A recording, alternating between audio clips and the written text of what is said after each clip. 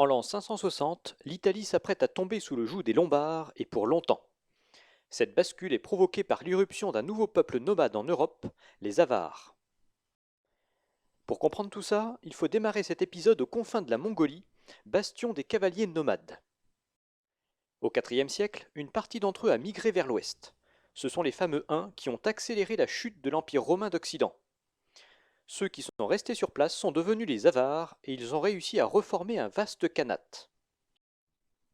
Or, en 552 survient un événement majeur. Les vassaux des Avars, appelés les Gökturks, se retournent contre leur maître et prennent les rênes du khanat.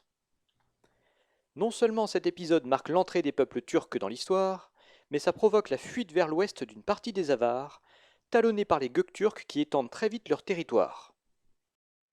Rebelote.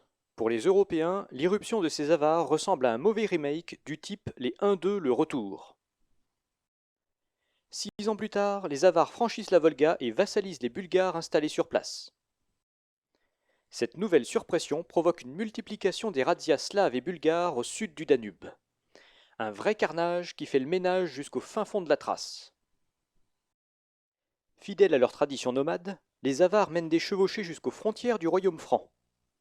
Si les Francs parviennent à les repousser, les Lombards installés plus au sud prennent très cher.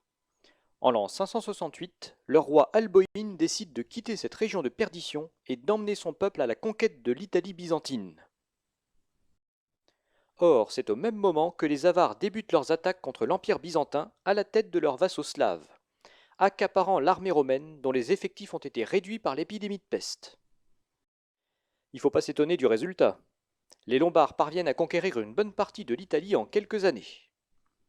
Ils tentent aussi de progresser vers la vallée du Rhône, mais là encore, les Francs se montrent à la hauteur. Ils les font redescendre sur terre à grand renfort de coups de hache. Les Byzantins focalisent leur défense sur le corridor qui sépare Rome de Ravenne, qui est le bastion militaire stratégique de l'Italie. Le royaume lombard se retrouve coupé en deux par ce cordon vital qui fait déjà penser aux futurs États pontificaux. Pourtant, les Lombards n'insistent pas. De toute façon, l'idée d'un royaume centralisé leur passe très au-dessus de la tête. Pendant 10 ans, leur royaume va même être dirigé par un simple réseau de ducs. Très vite, les duchés de Bénévent et de Spolète, isolés des autres, vont renforcer leur autonomie vis-à-vis du nord, qui devient le véritable cœur du royaume lombard. La capitale va osciller entre Vérone, Mansa et Milan, avant de se stabiliser à Pavie. Cette région deviendra la Lombardie. Les contacts avec la population latine vont développer un art lombard original, notamment dans le domaine de l'orfèvrerie. Les Byzantins s'avèrent incapables de récupérer les territoires perdus.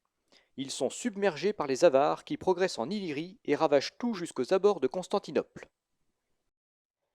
En Syrie, la guerre contre les Perses reprend avec une nouvelle vigueur. Et en Espagne, les Visigoths en profitent pour reprendre le terrain perdu en Andalousie. Les Byzantins découvrent soudain qu'ils ont un peu trop soufflé dans le ballon. Ils vont payer très cher la vanité de Justinien. Dans le prochain épisode, nous allons quitter ces régions de perdition pour retrouver notre bon vieux royaume franc, qui semble fort vigoureux mais qui est en train de pourrir de l'intérieur comme une belle pomme véreuse.